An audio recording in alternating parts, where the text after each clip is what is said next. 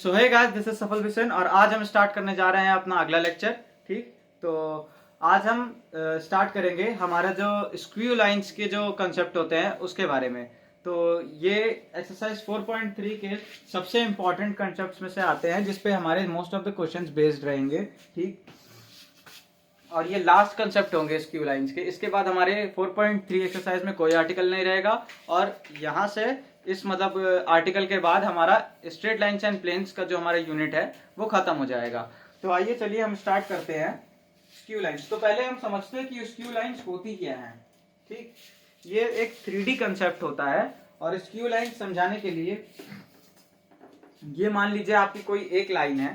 ठीक, और मान लीजिए कि ये आपकी मान लीजिए, इसको थोड़ा बड़ा कर देते हैं, ये आपकी मान लीजिए कोई एक लाइन है और ये आपकी कोई दूसरी लाइन है। ठीक, तो अब अगर हम 3D स्पेस में देखेंगे, ठीक, तो स्क्यू लाइंस वो लाइंस होती हैं जो कि ना तो पैरेलल हो, ठीक, मतलब पैरेलल नहीं होती हैं वो, और इंटरसेक्ट भी नहीं कर रही होती हैं। ठीक, इसका मतलब कि जैसे मान लीजिए ये है तो दूसरी लाइन ये होगी। अब देखिए ये दोनों लाइन हमारी पैरेलल नहीं है, ये दोनों हमारी लाइन किसी एंगल पे हैं, ये देखिए, बट इनके बीच में एक डिस्टेंस जरूर आ रहा है कांस्टेंट स्पेस में। अगर आप देखें ध्यान से तो ये देखिए इन दोनों लाइंस के बीच में एक डिस्टेंस जरूर आ रहा है। ये दोनों कहीं भी इंटरसेक्ट नहीं कर रही है एक दूसरे को स्पेस में, लेकिन ये दोनों पैरेलल भी नहीं है और इनके बीच में एक डिस्टेंस हमेशा कांस्टेंट बना है। ठीक, इसी को कहते हैं perpendicular distance between the skew lines. तो स्क्यू लाइंस ऐसी लाइंस होती हैं स्पेस में जो ना ही हमारी जो है पैरेलल होती हैं और ना ही इंटरसेक्टिंग लाइंस होती हैं। लेकिन अगर हमारी कोई भी हम दो लाइन जो कि हमारी नॉन पैरेलल है वो अगर हम किसी प्लेन में, जैसे ये बोर्ड है, ठीक, ये बोर्ड पे अगर हम मान लेते हैं हमारी एक लाइन ये है, ठीक, और अगर हम दूसरी सेम पैरेलल लाइन बना दें तो हम गारंटीड कह सकते हैं कि ये दोनों कभी भी जाके मिलने वाली नहीं है। ठीक, यानी ये दोनों हमारी लाइंस इंटरसेक्ट नहीं करेंगी। बट अगर हम इसके पैरेलल में ना होके कोई भी अगर एंट या किसी भी एंगल पे या पैरेलल नहीं हो, कोई भी ऐसी लाइन ड्रॉ करते हैं जो इस लाइन के पैरेलल ना हो, तो वो हम कह नहीं सकते हमेशा, क्योंकि ये कहीं ना कहीं जाके मिलेगी जरूर ये दोनों लाइंस। ठीक, जैसे इन दोनों लाइंस को अगर हम आगे बढ़ाएं, ठीक, या फिर इनको अगर हम पीछे एक्सटेंड करें तो ये कहीं ना कहीं जाके एक दूसरे को इंटरसेक्ट जरूर कर रही होंगी। ठीक, तो ये हमारा प्लेन में होता है, ठीक है ना। बट अगर हम स्पेस में बात करें तो जरूरी नहीं है कि दो अगर पैरेलल लाइन, दो नॉन पैरेलल लाइंस हमारी इंटरसेक्ट करें, ये करें, दो नॉन पैरेलल लाइंस हमारी जरूरी नहीं होता कि इंटरसेक्ट करे। जैसे ये देखिए कोई भी दो आप बना सकते हैं, ये एक मान लीजिए ये एक पैरेलल लाइन है, ठीक, और इसके कुछ डिस्टेंस पे, ये देखिए इसके कुछ डिस्टेंस पे हमने ये एक पेन की, ये इस तरह से ये वाली पेन की लाइन बना दी। तो ये दोनों देखिए, ये दोनों आपको दिख रहा होगा कि ये स्क्यू लाइंस हैं, क्योंकि ये दोनों ना ही पैरेलल हैं एक दूसरे के और ना ही इंटरसेक्ट कर रही हैं। अगर हम ये वाली बनाते, ये देखिए, तो ये हमारी कैसी, ये इंटरसेक्टिंग है, ये दोनों इस पॉइंट पे देखिए इंटरसेक्ट हो रही हैं, इस वाले पॉइंट पे ये दोनों इंटरसेक्ट हो रही है क्योंकि पैरेलल नहीं है। लेकिन ध्यान से देखें तो इन दोनों लाइन को चाहे आप किसी भी एंगल पे मोड़ दें, अगर ये एक दूसरे से टच हो रही हैं या इंटरसेक्ट कर रही हैं तो इसको हम 100% किसी प्लेन पे हमेशा रख सकते हैं। जैसे ये प्लेन रहा, ये पेन चेंज कर दिए तो हमारा देखिए ये प्लेन है, ठीक, ये चेंज किए तो ये भी प्लेन ही एक बन रहा है, ये देखिए, है ना, ये ऐसे वाला प्लेन बन रहा है ऐसे। तो आपका मतलब कह सकते हैं कि 3D में हमेशा आपकी जो है दो नॉन पैरेलल लाइंस जरूरी नहीं रहता कि इंटरसेक्ट करें। ठीक, अगर इंटरसेक्ट कर रही हैं तो वो स्क्यू लाइंस नहीं होंगी, वो इंटरसेक्टिंग लाइंस होंगी। बट अगर वो इंटरसेक्ट नहीं करती हैं और पैरेलल भी नहीं है एक दूसरे के, तब उस केस में वो स्क्यू लाइंस होती हैं। ठीक, तो आई थिंक आपको स्क्यू लाइंस का मतलब जो आपका 3D में, या कह सकते हैं आपको स्क्यू लाइंस इमेजिन हो गई होंगी कि असल में होती क्या है। ठीक, तो चलिए अब हम आते हैं शॉर्टेस्ट, हमारा सबसे पहला आर्टिकल आता है shortest distance between any two skew lines. कोई भी दो स्क्यू लाइंस के बीच का शॉर्टेस्ट डिस्टेंस हमको फाइंड आउट करना है। ठीक, तो जैसे हेडिंग हमारी क्या रहेगी,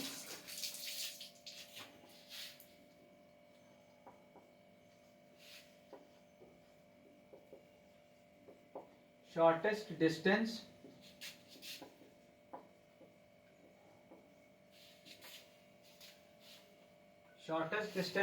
बिटवीन टू स्क्यू लाइंस।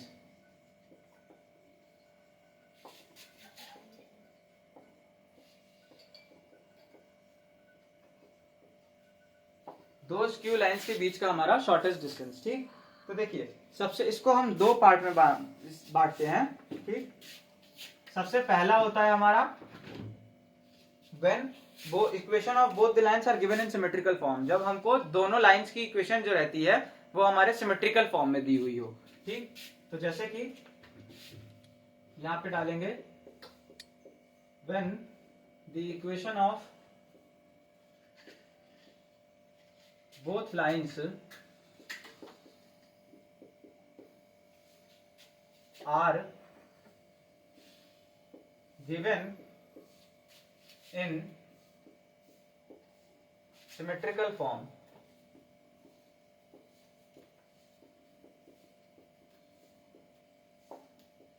ठीक। जब हमको दोनों लाइंस की इक्वेशन सिमेट्रिकल फॉर्म में दी हुई हो, ठीक। तो सबसे पहले हम डायग्राम बना लेते हैं, देखिए।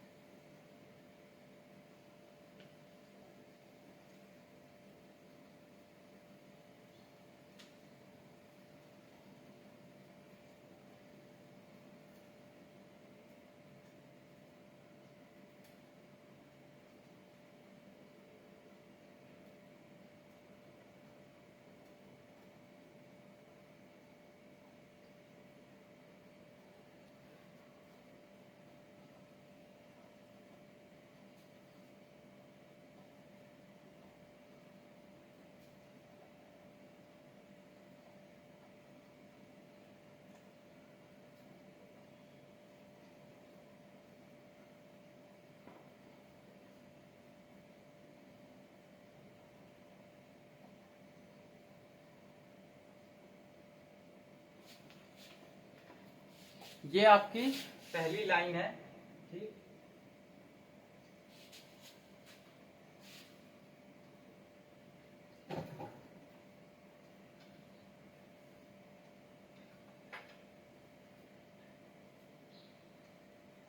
ये लाइन मैंने 3D में बनाने की कोशिश की है, ठीक। ये पीछे आपकी अंदर की तरफ जा रही है।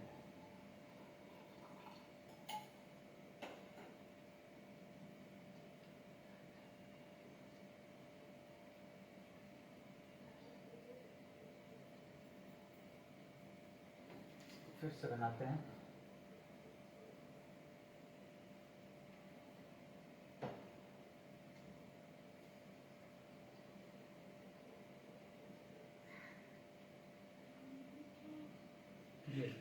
तो ये है आपकी एक स्क्यू लाइन, ठीक।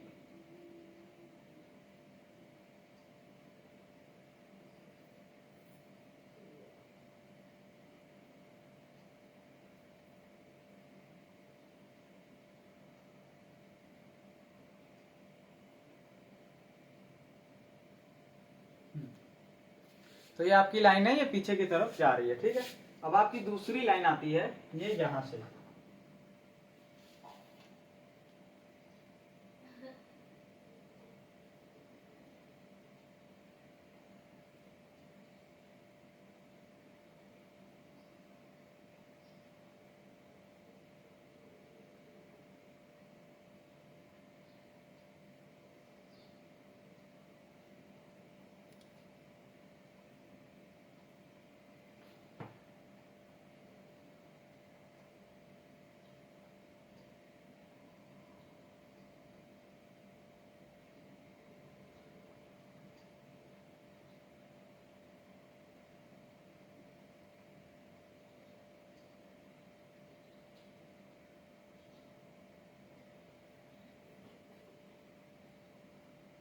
ये आपकी दूसरी स्क्यू लाइन है, ठीक।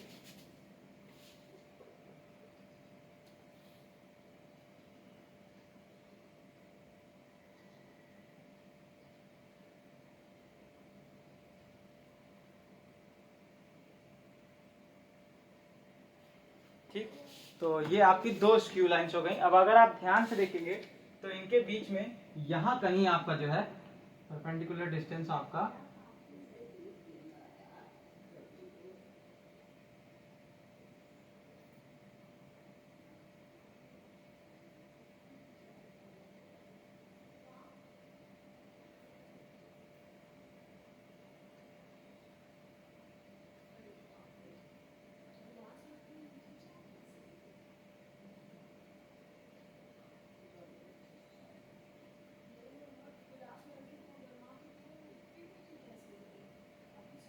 ठीक, तो ये आपका ध्यान से देखेंगे तो यहाँ कहीं आपका जो है परपेंडिकुलर डिस्टेंस आ रहा होगा, ये आपका कोई पॉइंट होगा और ये आपका कोई दूसरा पॉइंट होगा। ठीक, तो ये आपका इन दोनों स्क्यू लाइंस के बीच में परपेंडिकुलर डिस्टेंस आ रहा होगा। ठीक, अब देखिए ये आपका बन गया डायग्राम। अब देखिए सबसे पहले हमको क्या दिया है, इन दोनों लाइंस की जो इक्वेशन दी है वो किस फॉर्म में दी है, हमारे इन दोनों लाइंस की इक्वेशन सिमेट्रिकल फॉर्म में। सिमेट्रिकल फॉर्म यहाँ पे उसका मतलब है पैरामेट्रिक फॉर्म में। ठीक, तो सबसे पहली जो हमारी लाइन की इक्वेशन, सबसे पहले क्या लिखेंगे, equation of the lines, skew lines. जो हमारी स्क्यू लाइंस की इक्वेशन है वो कैसी है, पहली है हमारी r is equals to a plus t times of b, और दूसरी है r इज इक्वल्स टू, एक बार देख लेते हैं, c plus lambda times of b। ठीक, इस फॉर्म में दी है। अब ये देखिए ये वाली आपकी है, यहां कहीं आपका कोई पॉइंट होगा इस लाइन का जिसकी पोजीशन वेक्टर क्या है, c है। ठीक, और इसकी जो डायरेक्शन है वो कैसी है, इस डायरेक्शन की तरफ है, पैरेलल वेक्टर इसकी वो क्या है, वेक्टर d है। ठीक, अब देखिए इस लाइन का जो हमारा पॉइंट होगा वो यहाँ कहीं a होगा। ठीक, जिसकी ओरिजिन के रिस्पेक्ट में वेक्टर a होगी पोजीशन वेक्टर, और इसकी जो पैरेलल लाइन है वो हमारी ये वेक्टर b है। ठीक, तो ये हमारी दोनों लाइन की इक्वेशन और उनको हम ग्राफ मतलब डायग्राम के थ्रू रिप्रेजेंट कर दिए। अब इस पॉइंट को हम p ले लेते हैं और इस पॉइंट को हम q ले लेते हैं। ठीक, और इस जो डिस्टेंस है यहां से यहां तक का, इसको हम मान लेते हैं h। ठीक, अब देखिए ध्यान से, हमने क्या कहा कि ये जो PQ या ये जो h डिस्टेंस है ये हमारा कैसा डिस्टेंस है, ये हमारा परपेंडिकुलर डिस्टेंस है between both the line. Perpendicular distance का मतलब क्या होता है, मींस शॉर्टेस्ट डिस्टेंस। ठीक, अगर आप ध्यान से देखें तो ये जो दो लाइंस हमने शुरू में ली थी, ठीक, ये मान लीजिए ये एक पहली लाइन इस तरफ जा रही है, ठीक, और ये दूसरी लाइन ऐसे जा रही है। ठीक है, अब ध्यान से अगर आप देखें इन दोनों के बीच में अगर आप शॉर्टेस्ट डिस्टेंस बनाएंगे तो वो इन दोनों लाइंस के परपेंडिकुलर आएगा, है ना, यानी कि इस लाइन से भी 90 डिग्री पे होगा और इस लाइन से भी 90 डिग्री पे होगा कहीं ना कहीं। ठीक, ये दोनों जो है शॉर्टेस्ट डिस्टेंस जो रहेगा वो इनका परपेंडिकुलर रहेगा दोनों लाइंस पे। तो यानी कि ये जो हमारी लाइन PQ है ये हमारी परपेंडिकुलर है इस लाइन पे भी और इस लाइन पे भी। एंगल कितना बना रही है, दोनों परपेंडिकुलर एंगल बना रही है दोनों जगह, दोनों लाइन के साथ। ठीक, ठीक है, ये हमारा जो है दोनों लाइन के साथ परपेंडिकुलर एंगल बना रही है। अब ध्यान से देखिए, अगर हमारी वेक्टर PQ हम ले, ठीक है ना, हम क्या लेते हैं यहाँ पे, वेक्टर PQ। ठीक, द वेक्टर PQ, ठीक, ये हमारा वेक्टर PQ वेक्टर B के साथ 90 डिग्री का एंगल बनाएगा, है ना, यानी कि द वेक्टर PQ, यहाँ पे आप लिखिए इफ दीज आर इतने। ठीक, तो कपड़ा किधर गया, ये है। ठीक, देन PQ विल बी, जो हमारा PQ होगा वो क्या होगा, as PQ dot product with vector B is equal to 0। Vector B के साथ डॉट प्रोडक्ट 0 देगा क्योंकि 90 डिग्री ये B के साथ है। ठीक, and PQ is equal to vector dot product with vector D, तो D के साथ अगर हम डॉट प्रोडक्ट लेंगे तब भी 0 देगा क्योंकि वो D के साथ भी क्या बना रहा है, 90 डिग्री बना रहा है। ठीक, इज इक्वल टू 0। ठीक, एज या फिर वेयर लिख लीजिए, where B and D are two non collinear vectors.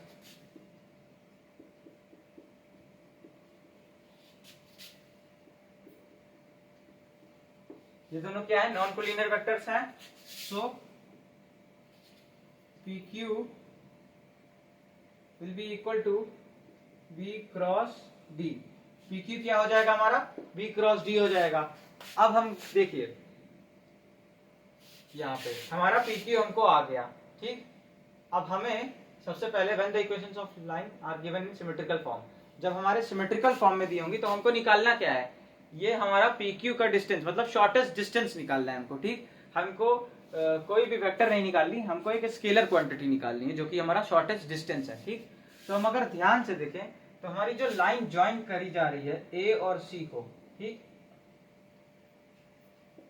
ये जो वेक्टर ए और सी को ज्वाइन करने वाली लाइन है, ठीक ना, इसका प्रोजेक्शन पी क्यू की डायरेक्शन में इसका डिस्टेंस दे देगा, ठीक। समझ पाए कि नहीं, ये दोनों स्क्यू लाइंस हैं, ठीक। मान लीजिए ये दोनों स्क्यू लाइंस हैं, ठीक, और ये पॉइंट और इस ये वाला जो हमारा मान लीजिए ये है, ठीक।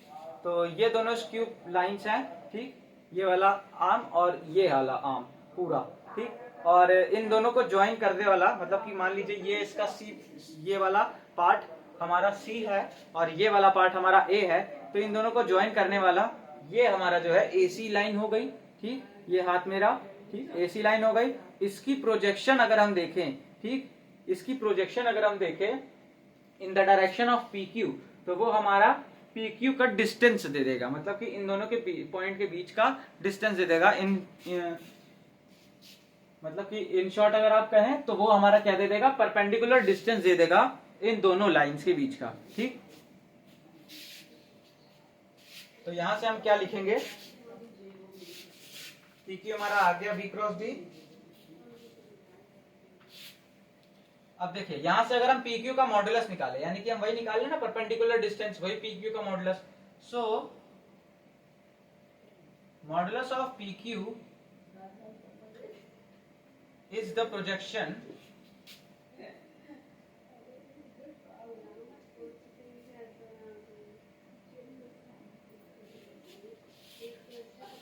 ऑफ एसी, एसी या फिर हाँ एसी, दैट इज आप ऐसे लिख लीजिए, इसको ए कर लीजिए और इसको कैपिटल सी पॉइंट बना दीजिए, ठीक। तो the P Q mod of P Q, यानी कि उन पी और क्यू पॉइंट के बीच का डिस्टेंस जो हमारा होगा वो क्या है, is the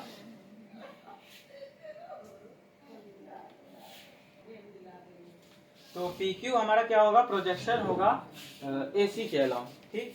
so mod of P Q यानी उन दोनों के पॉइंट पी और क्यू के बीच का जो हमारा डिस्टेंस होगा वो हमारा प्रोजेक्शन से आएगा, एसी के प्रोजेक्शन से, किस वेक्टर के अलोंग, पी क्यू वेक्टर के अलोंग, ठीक। Of the projection is the projection of AC along the direction of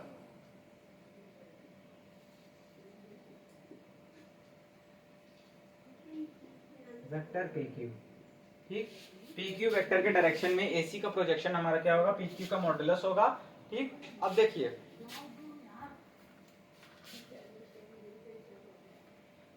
projection हमारा एक स्केलर क्वांटिटी होती है, ठीक, और वही स्केलर क्वांटिटी यानी हमारा डिस्टेंस आ रहा होगा, ठीक। तो देखिए एसी किसी भी वेक्टर का किसी दूसरी वेक्टर के डायरेक्शन में जो आप प्रोजेक्शन निकालना आपको क्लास 12th में ही पता लग जाता है, ठीक। और वो क्या होगा, वो हमारा होगा यानी कि मॉड ऑफ पी क्यू, ये हमारा प्रोजेक्शन आ रहा है, हमारा हमने बताया है कि हमारा प्रोजेक्शन ही क्या है, मॉड ऑफ पी क्यू है। मॉड ऑफ पी क्यू यानी कि projection of AC along the direction of P Q is equals to projection of AC, AC का प्रोजेक्शन हो रहा है यानी कि AC dot product with P Q vector upon modulus of P Q, P Q vector का modulus, ठीक। तो ये हमारी क्या हो जाती है आगे जाके, AC dot product with P Q, ठीक। तो हमारा जो है पी क्यू का मॉडुलस हमारा कितना आ रहा है, AC dot P Q, P Q का यूनिट वेक्टर, ठीक। तो अब देखिए हमारा क्या होगा, यहाँ पे इतना आप तो नोट कर लिए होंगे, मैं यहां से मिटा रहा हूं, ठीक।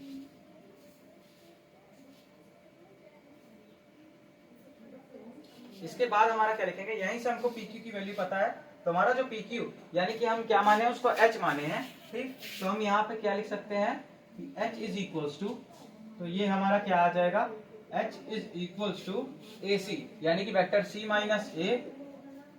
Minus a dot product with vector PQ। PQ vector हमारी क्या आई है, B क्रॉस D, यानी कि B क्रॉस D अपॉन में mod of B cross D। तो ये हमारा आ गया perpendicular distance between both the symmetrical between both the skew lines. ठीक, जब हमारी स्क्यू लाइंस की जो हमारी इक्वेशन है वो सिमेट्रिकल फॉर्म में दी हुई हो। ठीक, तो अब चलते हैं अगर इसका नेक्स्ट पार्ट, कि अगर हमारी दोनों स्क्यू लाइंस की जो इक्वेशन है वो अगर नॉन सिमेट्रिकल फॉर्म में दी हुई होगी, तब हम जो है किस तरह से अपना परपेंडिकुलर डिस्टेंस निकालेंगे। ठीक, तो अगली हमारी हेडिंग जो रहेगी वो हमारी आएगी when the equation of both the lines are given in non symmetrical form। ठीक,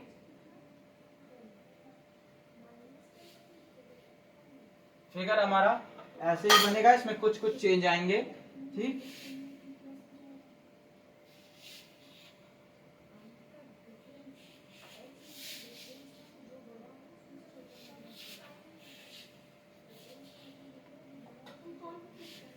तो ठीक, फिगर हमारा सेम रहेगा। बस अब फिगर में इसमें ज्यादा मतलब भी नहीं है, आपको बस एक इमेजिन होना चाहिए कि आपको इस लाइन की और इस लाइन की जो इक्वेशन है वो हमारी नॉन सिमेट्रिकल फॉर्म में दी हुई है। Non symmetrical form in the sense कि आपको इस लाइन के लिए दो प्लेन की इक्वेशन दी हुई होगी और उस लाइन के लिए दो प्लेन की इक्वेशन दी हुई होगी, तो कुल टोटल हमको जो है 4 प्लेन की इक्वेशन दी हुई होंगी।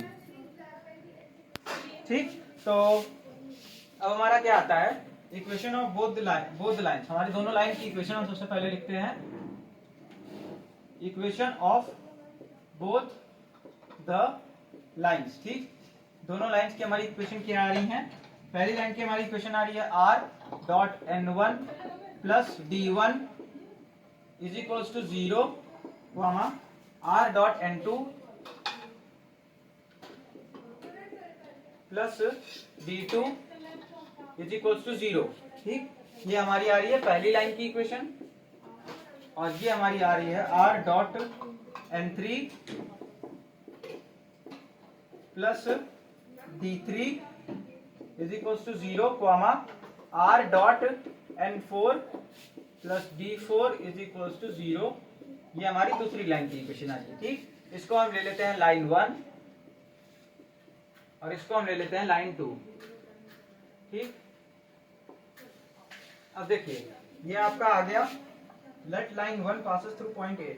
अब देखिए इसमें क्या करते हैं हम, सिमेट्रिकल फॉर्म में जब गिवन है हमको, ठीक, तो इस फिगर पे मत जाइएगा, बस आप इमेजिन करिए कि आपके पास ये एक लाइन है, ये सब चीजें आप हो सके तो रफ कर सकते हैं। ठीक, ये आपके पास एक लाइन है, ठीक, दो स्क्यू लाइंस मतलब गिवन है, और आपको इन दोनों के बीच का शॉर्टेस्ट डिस्टेंस निकालना है। ठीक,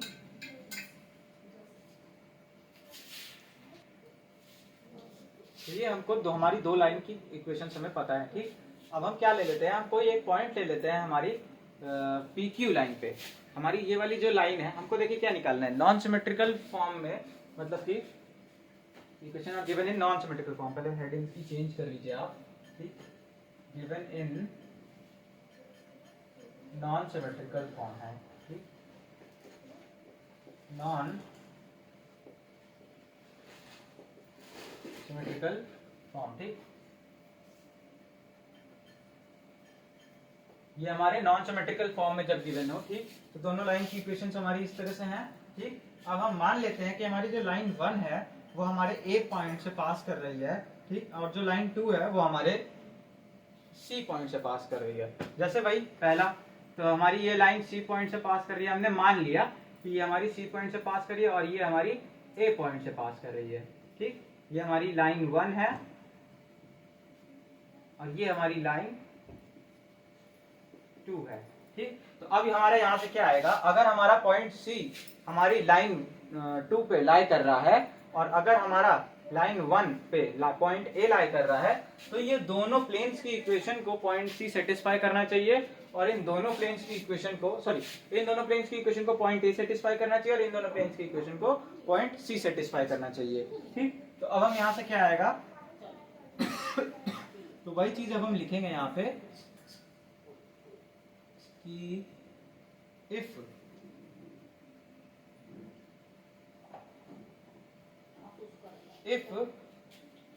ए लाइज ऑन दी लाइन 1, अगर लाइन 1 पे हमारा ए लाई कर रहा है, देन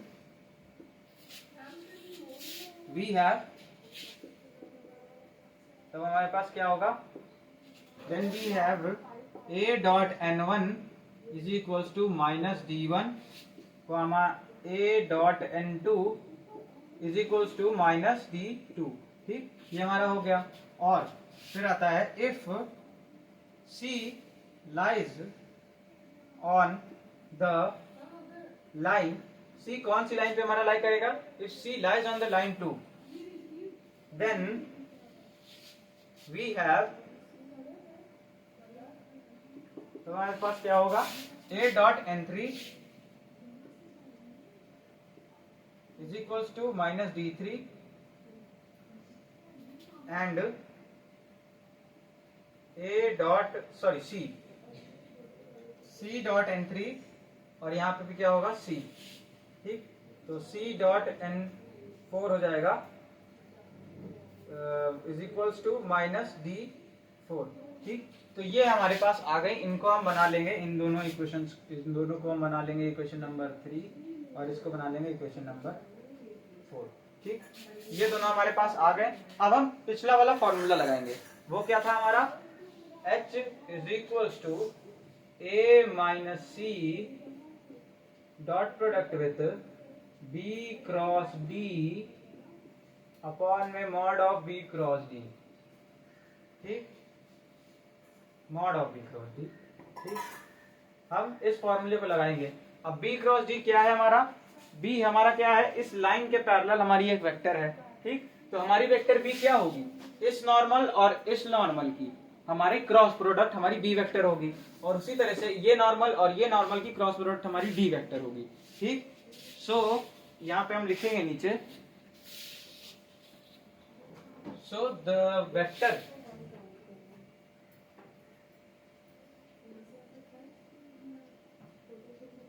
पैरेलल टू लाइन 1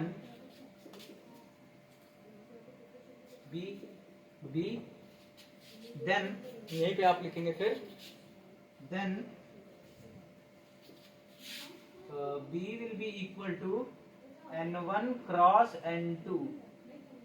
ठीक, आपका बी क्या आ जाएगा, n1 क्रॉस n2 आपका बी आ जाएगा। ठीक, अब उसके बाद आइए, तो अब हम इसके आगे बढ़ते हैं, और इसी तरह से आप क्या लिखेंगे, वेक्टर डी को भी डिनोट करेंगे। ठीक, तो यहां से इसको इरेज कर दे रहे हैं हम।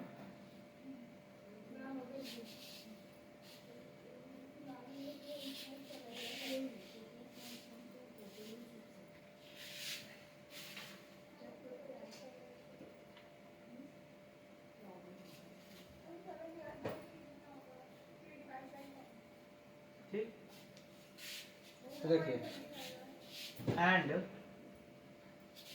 द वेक्टर पैरेलल टू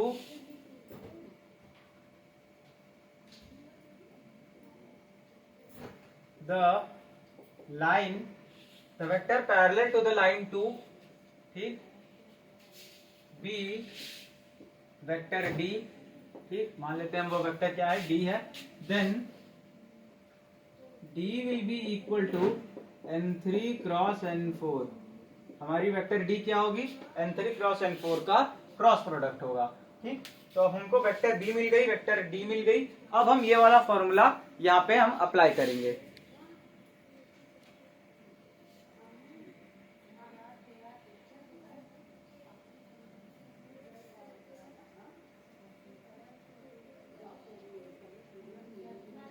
ठीक, तो अब हम ये वाला फॉर्मूला यहाँ पे अप्लाई करते हैं, तो हमारा h क्या आएगा,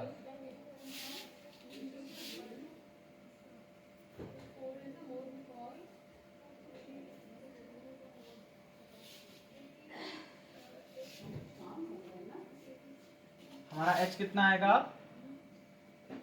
h is equals to, h हमारा कितना आएगा a माइनस सी,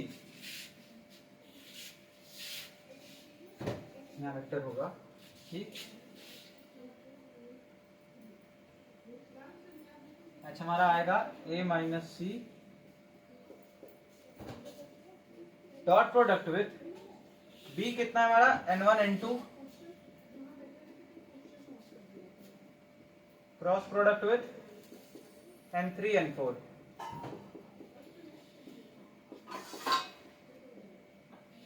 अपॉन में mod of n1 cross n2 cross n3 cross n4। तो ये आ गया हमारा, ठीक, h आ गया। अब ध्यान से देखिए, a को सबसे पहले इसके साथ डॉट प्रोडक्ट ले लेते हैं और फिर c का इसके साथ डॉट प्रोडक्ट ले लेते हैं। तो अब हम करेंगे क्या, हमारा जो फाइनल फॉर्मूला है वो आसानी से हमको याद हो जाए, इसलिए हम क्या करते हैं, इसको चेंज करके हम a के साथ डॉट प्रोडक्ट लेते हैं। क्योंकि देखिए a के साथ अगर हम इस तरह से लिखे h is equals to a dot n1 cross n2 cross n3 cross n4, ठीक। तो ये है क्या, ये स्केलर ट्रिपल प्रोडक्ट है। और देखिए ना, पहली वेक्टर, दूसरी वेक्टर, तीसरी वेक्टर हमने लिया है, ठीक। तो ये स्केलर ट्रिपल प्रोडक्ट है। अब इसमें हम रीअरेंज कर सकते हैं, आपको पता है। तो हम क्या करते हैं, इसको उठा के यहाँ कर देते हैं और a को हम क्या करते हैं, मतलब ये n3 और n4 वाले टर्म को पहले लिख देते हैं, रिप्लेस कर देते हैं n1 n2 वाले टर्म से, ठीक। तो यहाँ पे माइनस हमारा जुड़ जाएगा क्योंकि हम साइकिल ब्रेक कर रहे हैं, ठीक। तो हम क्या करते हैं, n3 cross n4 cross with n1 cross n2, ठीक। और यहाँ माइनस आ गया हमारा।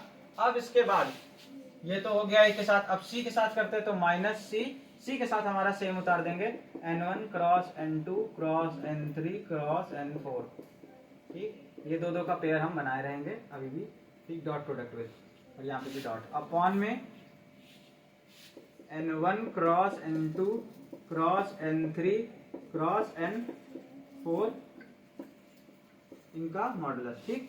तो यहाँ पे भी मॉडुलस रहेगा, जहां जहां हम वेक्टर साइन नहीं लगा रहे हैं वहां आपको वेक्टर साइन लगाना है, ठीक। तो ये आ गया। अब इसके बाद ये चीज हमको बचा के रखनी है अपनी, ठीक है ना, क्योंकि इनका यूज होएगा। तो इनको कहीं हम साइड में लिख लेते हैं, ठीक।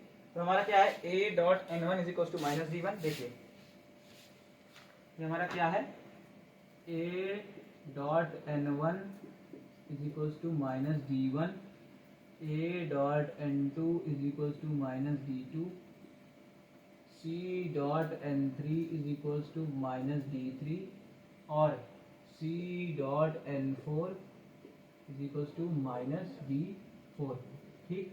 सॉरी, d में कोई वेक्टर नहीं रहेगी। हाँ, अब यहाँ पे क्या हो गया हमारा, ये कौन कौन सी इक्वेशन है, इक्वेशन 3 और 4 है ना।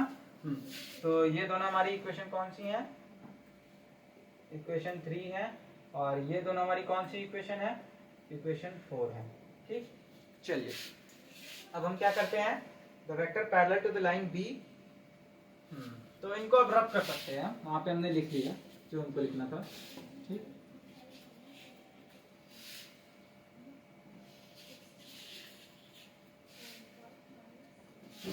यहां तक आ गया हमारा। अब ध्यान से देखिए, स्केलर ट्रिपल प्रोडक्ट है, ठीक। इससे पहले आपको एक वेक्टर ट्रिपल प्रोडक्ट यहाँ पे सॉल्व करना होगा। इसको आप इस तरह से ब्रैकेट कर लीजिए, यहाँ पे भी ब्रैकेट के बाहर है हमारा डॉट प्रोडक्ट, यहाँ पे भी हमारा डॉट प्रोडक्ट ब्रैकेट के बाहर है। अब एक इंडिविजुअल वेक्टर इसको ट्रीट करिए, एक इंडिविजुअल वेक्टर इसको ट्रीट करिए, और इन दोनों का जो हमारा रिजल्ट है वो भी एक वेक्टर होगी, और इन दोनों को मतलब कंबाइंड फॉर्म में एक इंडिविजुअल वेक्टर आप ट्रीट करिए। सेम आप यहाँ करेंगे, इसको एक इंडिविजुअल वेक्टर, इसको एक इंडिविजुअल वेक्टर, और इन दोनों को एक इंडिविजुअल वेक्टर। तो आप यहाँ पे वेक्टर ट्रिपल प्रोडक्ट लगाएंगे, तो हमारा h जो आएगा वो कितना आएगा, is equals to minus a times of dot product with triple product है, तो ट्रिपल प्रोडक्ट पहले आप फॉलो करते हैं। तो n3 डॉट इतने, n3 dot n1 cross n2 ठीक, n3 क्रॉस इतने इन, मतलब सिंपल ये मल्टीप्लिकेशन रहता है, कोई साइन वाइन नहीं रहता बीच में, क्योंकि ये एक स्केलर आएगा, स्केलर से मल्टीप्लिकेशन विद वेक्टर तो हम ऐसे ही दिखा नॉर्मल रिप्रेजेंट करते हैं। ठीक, फिर माइनस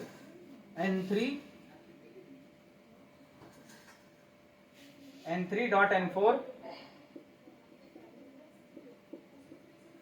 एक मिनट, n3 नोट इतने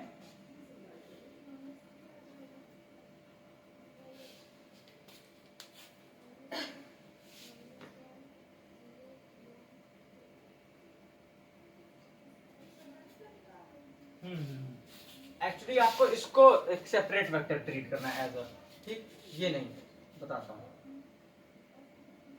उल्टा ले लिया हमने।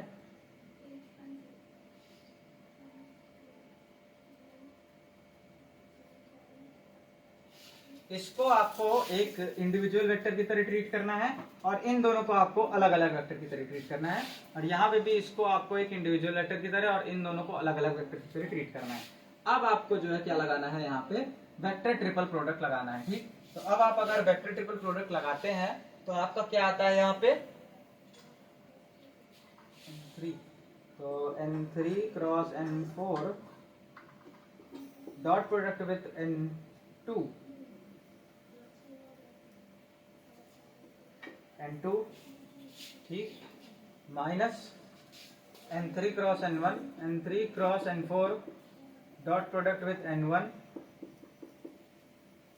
ठीक, माइनस नहीं dot product with n1, sorry यहाँ पे मल्टीप्लीकेशन भी होगा, मल्टीप्लाइड बाई यहाँ पे n1 होगा, ठीक, वेक्टर n1 माइनस ऑफ, अब यहाँ पे होगा हमारा वेक्टर n2, ठीक, तो ये हो गया। अब इसके बाद ये वाले टर्म के साथ भी यही करेंगे, तो ये वाला टर्म आपका, ये डायग्राम मैं मिटा दे रहा हूँ अब, ठीक,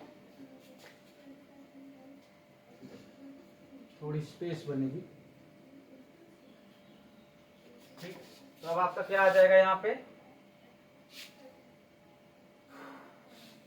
minus C dot product with n1, इसको एक सिंगल वेक्टर की तरह ट्रीट कर रहा है, तो n1 cross n2 dot product with n4, तो n1 cross n2 dot product with n4, और इनको मल्टीप्लाई करेंगे n3 के साथ, minus n1 cross n2 dot product with n3, ये ब्रैकेट है, डॉट प्रोडक्ट विथ n3, और इसको मल्टीप्लाई करेंगे आप n4 के साथ, है ना,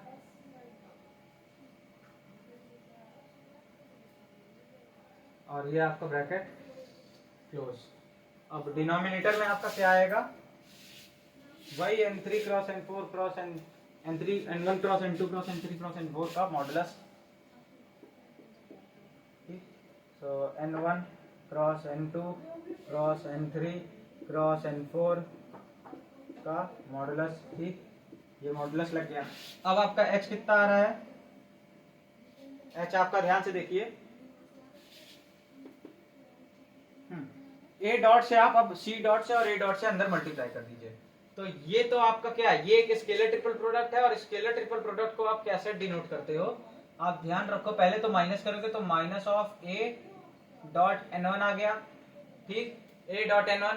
अब ये जो स्केलर टर्म है यानी स्केलर ट्रिपल प्रोडक्ट है, आप इसको कैसे डिनोट करते हो, जैसे 3 4 और 2 है तो इसको साइक्लिक ऑर्डर में आप डिनोट कर सकते हो, यानी कि 2 3 4 की साइकिल है, ये ध्यान से देखिए 2 3 4 की साइकिल है, तो आप इसको n2 n3 n4 इसमें आपने जो है इसको लिख दिया, ठीक। अब इसके बाद अगला टर्म देखते हैं, a से यहाँ मल्टीप्लाई हो गया, अगले टर्म में a से मल्टीप्लाई करते हैं ये, तो माइनस और माइनस प्लस हो जाएगा, a डॉट n2 आ जाएगा, और अंदर क्या है 1 3 4, 1 3 4, तो सीक्वेंस वाइज लिखेंगे अगर आप, या 3 4 1 ही रहने दीजिए, ऐसे लिख दीजिए n3 n4 n1, ठीक, ऐसे ही लिख दिया आपने। अब c के साथ आप क्या करेंगे, h ये मैं मिटा दे रहा हूं, एच की फॉर्मूले की जरूरत नहीं, हम यूज कर चुके हैं, एग्जीक्यूट कर चुके हैं फॉर्मूले को, ठीक। C dot N four minus में रहेगा, ठीक, सॉरी सी डॉट एन थ्री रहेगा यहाँ पे, और इसको हम क्या यूज कर सकते हैं ब्रैकेट के अंदर, एन वन टू फोर है अगर, तो 4 को आगे ले आइए और इन दोनों को पीछे रख दीजिए। तो साइक्लिक ऑर्डर मतलब मेंटेन रखिए, एन फोर, ठीक, एन वन, एन टू, ठीक। फिर आपका अगला क्या आएगा, सी, माइनस माइनस प्लस हो जाएगा, यहाँ पे आप सी देखिए, माइनस माइनस प्लस हो जाएगा, C N four dot N four, अंदर कितना आएगा, एन वन क्रॉस एन, अरे sorry N one N two N three, ये स्केलर ट्रिपल प्रोडक्ट है, तो N one N two N three, ये आपका स्केलर ट्रिपल प्रोडक्ट आ गया, ठीक, डिवाइडेड बाई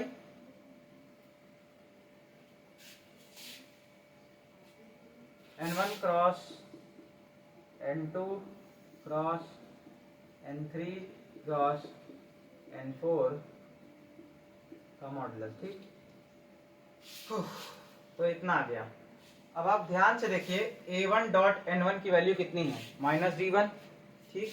तो आप अगले स्टेप में इसको कैसे लिख सकते हो, मैं अगला स्टेप सीधे यहीं पे करता जा रहा हूँ, आपको पूरा पूरा प्रॉपर लिख लेना है, ठीक। तो a डॉट n1 आपका क्या है, माइनस d1, यहाँ पे a डॉट n1 की वैल्यू केवल अगर आप रखोगे तो माइनस d1 आएगा, माइनस माइनस प्लस, तो ये कितना हो गया हमारा, d1 आ गया, ठीक। ऐसे ही a डॉट n2 की वैल्यू रखोगे तो वो कितनी है, माइनस d2, तो ये कितना आ गया, a डॉट n2 की वैल्यू माइनस d2, ठीक। c डॉट n3 की वैल्यू कितनी है, माइनस d3, ठीक। तो ये आपका प्लस हो गया, प्लस d3, और फिर ऐसे यहाँ पे क्या आ जाएगा, माइनस d4। तो ये स्टेप लिखने से पहले आप लिखोगे देन फ्रॉम इक्वेशन 3 एंड 4, ठीक, क्योंकि हमने उस इक्वेशन को बनाया है तो उनको हमें दिखाना बनता है। तो यहाँ पे आप ये वाला पहले लिखोगे, अभी जो मैंने इरेज करके लिखने से पहले लिखा था, उसके बाद आप लिखोगे देन फ्रॉम इक्वेशन 3 एंड 4, या अपने लैंग्वेज में आप लिख सकते हो कि by using equation 3 and 4 we get, उसके बाद आप ये वाला स्टेप लिख दोगे, वी गेट दिस, ठीक। तो ये आपका आ गया, और इसी को आप क्या कहते हो, perpendicular distance between the two skew lines when both the equations of the two skew lines are given in non symmetrical form, ठीक। तो पहले ये फॉर्मूला आप लिख लीजिए, उसके बाद हम आपको बताते हैं कि ये फॉर्मूला आपको याद कैसे करना है, ठीक। तो इसको नोट डाउन कर लीजिए, मैं बाकी चीजें तब तक मिटा दूं। ये तो आपका हो ही गया मेरे ख्याल से, इसको तो मिटा ही देना है।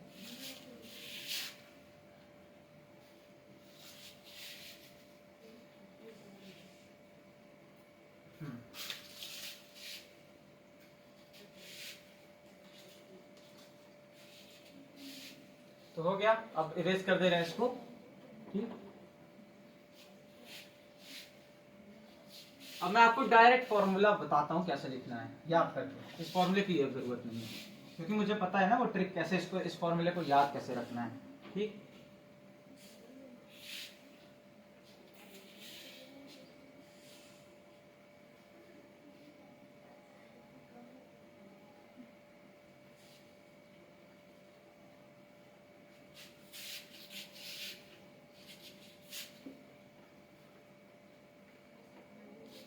तो इस फॉर्मूले को याद करने के लिए सबसे पहले तो आपको क्या था, h निकालना था, है ना, आपको परपेंडिकुलर डिस्टेंस निकालना है, आपने h माना था वो, ठीक।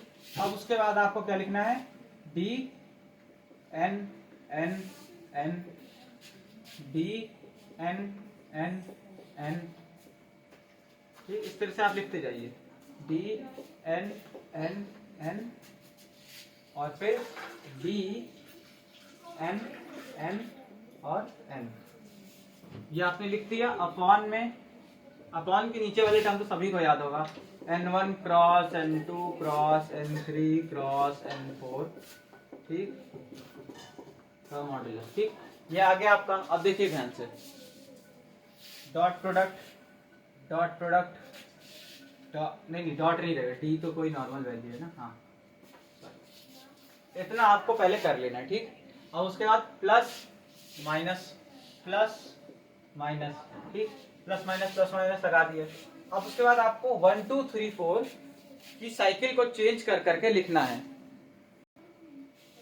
वो कैसे करना है आपको, D1 2 3 4, ठीक। अब 1 यहाँ पे लिए, अब 1 पीछे चला जाएगा, एक एक करके इसको आपको आगे लाते जाना है। अब 2 वाला टर्म आगे आएगा, यानी 2 3 4 1, वही साइक्लिक ऑर्डर में, फिर 3 4 और फिर 1 2 और फिर 4 1 2 3।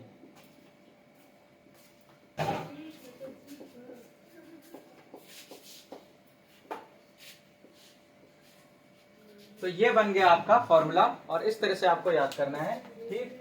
पहले डी में प्लस माइनस कर देना है, और 1 2 3 4 को आपको बार बार साइकिल चेंज कर करके लिखना है, और बाकी तो आपको मैंने करके बता दिया। ये फॉर्मूला आपको इजीली, इसीलिए मैंने देखिए कि आपका फॉर्मूला आपको याद है, इसीलिए मैंने क्या किया था कि वो जो हमने जब ए के साथ डॉट प्रोडक्ट लिया था, तो हम याद करिए n1 cross n2 cross product with n3 cross n4 का जो n3 क्रॉस n4 वाला टर्म था उसको पहले ले आने के बाद माइनस लगाया था ए के आगे, ताकि हमारा ये फॉर्मूला ऑब्टेन हो जाए और हम आसानी से याद कर सके, ठीक।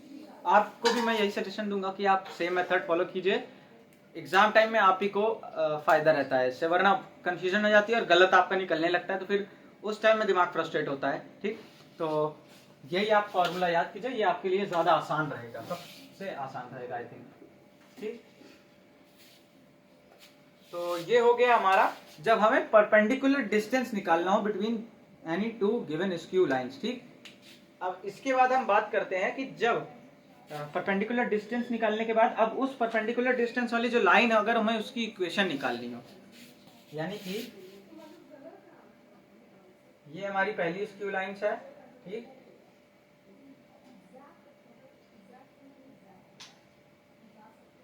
ये हमारी एक स्क्यू लाइन है, आगे जाके कहीं नहीं जा रही है, ठीक। और ये मान लेते हैं हमारी दूसरी स्क्यू लाइन है, ये हमारा यहाँ से कहीं आ रही है, ठीक।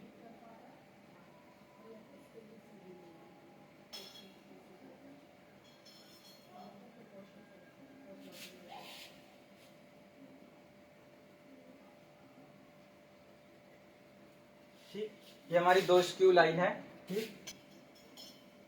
हमारी ये वाली जो स्क्यू लाइन है ये इसके ऊपर से क्रॉस की है, ठीक है ना। तो ये चीज आपको यहाँ पे ध्यान देनी है, ऊपर से क्रॉस किया और इन दोनों के बीच में ये कुछ डिस्टेंस हमने पिछली बार निकाला था। अब हमें क्या करना है, अब हमें इस PQ से पास होने वाली लाइन की इक्वेशन बतानी है, यानी कि शॉर्टेस्ट डिस्टेंस की लाइन की इक्वेशन बतानी है अब हमको, ठीक, दो स्क्यू लाइंस के बीच में। तो चलिए आइए करते हैं, ठीक। अब अगली हेडिंग जो हमारी रहेगी वो रहेगी हमारी equation of the line of shortest distance, ठीक।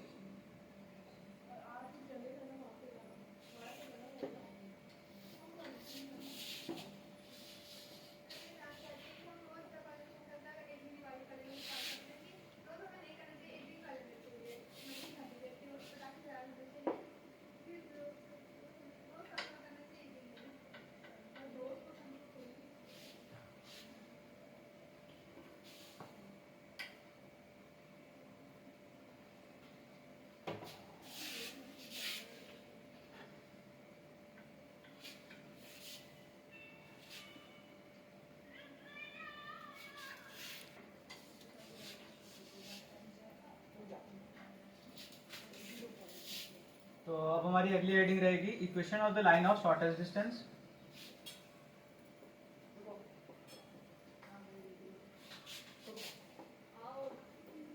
शॉर्टेस्ट डिस्टेंस, ठीक, equation of the line of shortest distance अब हमारी अगली हेडिंग रहेगी, ठीक। और इसमें क्या करते हैं, चलिए इसको नेक्स्ट टॉपिक में कर लेंगे। आई थिंक 50 मिनट का वीडियो हो चुका है, तो दो पार्ट करके इसको हम खत्म करते हैं। ठीक, अगले पार्ट में हमारा जो है इन दोनों के बीच की जो शॉर्टेस्ट लाइन है उसकी इक्वेशन निकालना हम फाइंड आउट करेंगे दो तरीके से। पहला कि नॉन सिमेट्रिकल फॉर्म में, और दूसरा कि सिमेट्रिकल फॉर्म में हम उसकी लाइन मतलब उसकी जो इक्वेशन है कैसे निकालेंगे। ठीक, तो दोनों तरीके हम देखेंगे, और उसके बाद आपके बचे हुए क्वेश्चन, जैसे क्वेश्चन नंबर कौन कौन सा है देख लेता हूँ।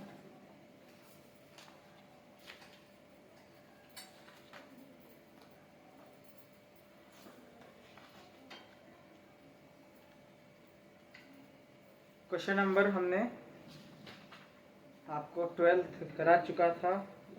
ठीक, 13 14 भी आपको मैंने करा दिया था, क्वेश्चन नंबर 17 तक हो गया था, है ना। क्वेश्चन 16 भी हो गया था। ठीक, तो अब अगले टर्म उसके अगले लेक्चर में क्वेश्चन नंबर 19, क्वेश्चन 20, क्वेश्चन 20 काफ़ी लंबा है, क्वेश्चन 21, ठीक, 22, 23, 24, 25, 26, फिर लाइन से हम क्वेश्चन करते जाएंगे। ठीक, तो क्योंकि सारे आर्टिकल खत्म हो गए होंगे, बस उनका यूजेस रहेगा। ठीक, तो चलिए तब तक के लिए पढ़ते रहिए एंड बाय बाय।